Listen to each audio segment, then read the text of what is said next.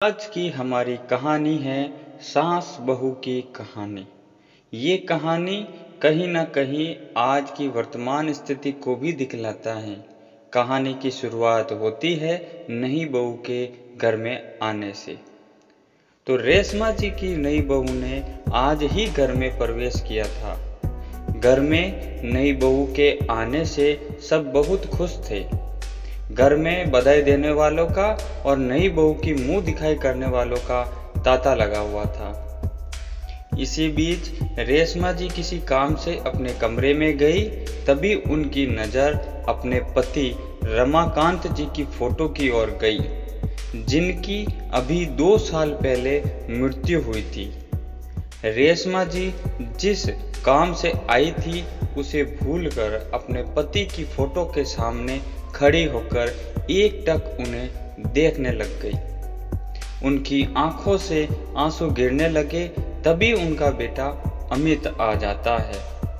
अमित बोलता है, माँ क्या बात है, आप रो क्यों रही हो, सब ठीक तो है ना? रेशमा जी बोलती है, नहीं बेटा कोई बात नहीं, बस तेरे पापा की याद आ गई। आज होते तो वो कुछ बात ही कुछ और होती आज की। अमित बोलता है, हाँ माँ ये बात तो है, पर आप दुखी मत हो, ये सब भगवान के हाथ में है। चलो बाहर, सब आपका इंतजार कर रहे हैं। रेशमा जी आंसू पोंछकर बाहर आकर मेहमानों की खातिरदारी में लग जाती हैं। शादी से भरे घर में सभी नई बहू को घेरे बैठे थे। 2 दिन बाद जब सब मेहमान चले गए तो रेशमा जी ने बहू बेटे को एक जगह बिठाया और कहा, बेटी अब ये घर तुम्हें संभालना है, ये लो घर की चाबी। माँ जी ये चाबी आप मुझे क्यों दे रही हैं? ये आपका घर है, आप संभालिए। अमित तुमने माँ जी को बताया नहीं कि शादी के बाद हम नए फ्लैट में रहेंगे? रेशमा जी बोलती है, अमित बहू ये क्या कह रही है? मैंने इतने अरमानों से तुम्हारी शादी की थी और तुम दोनों पहले ही मुझे छोड़कर जाने का प्लान बनाकर बैठे हो। ये कहकर रेशमा जी रोने लगी। अमित बोलता है, माँ ऐसी कोई बात नहीं है, तुम तो जानती हो अंजना नए ख्यालों की लड़की है, इसलिए हम अलग रहना चाहते हैं। यहाँ पर ये एडजस्ट नहीं हो पाएगी। हम आपसे कभी कभी मिलने आया करेंगे और आप चाहो तो कुछ दिन के लिए हमारे साथ रहने आ सकती हो।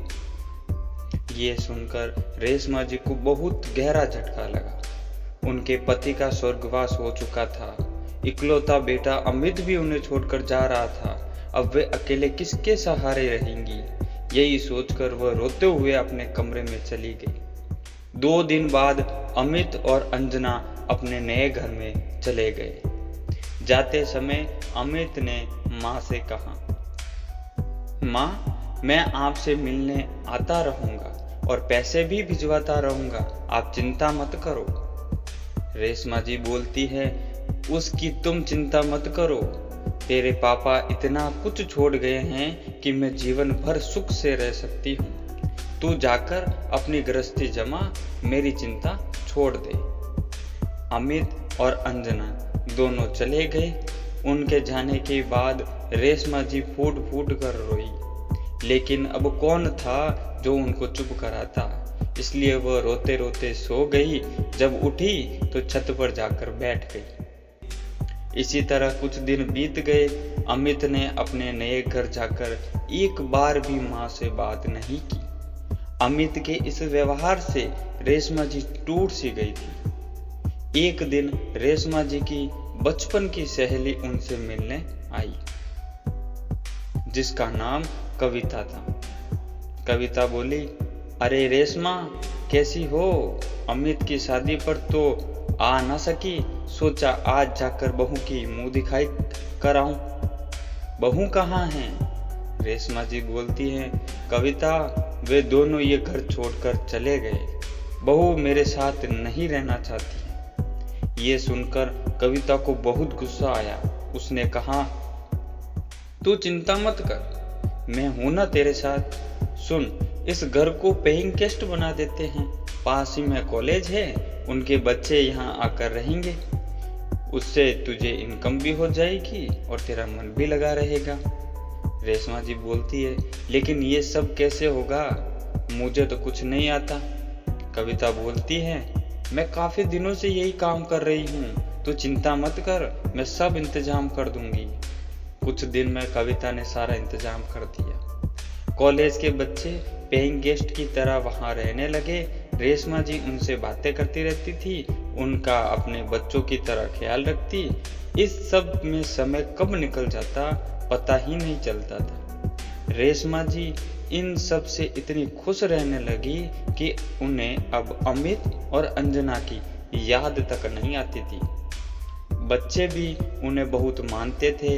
इस तरह उनका अकेलापन भी दूर हो गया और उन्हें किसी पर बोझ भी नहीं बनना पड़ा।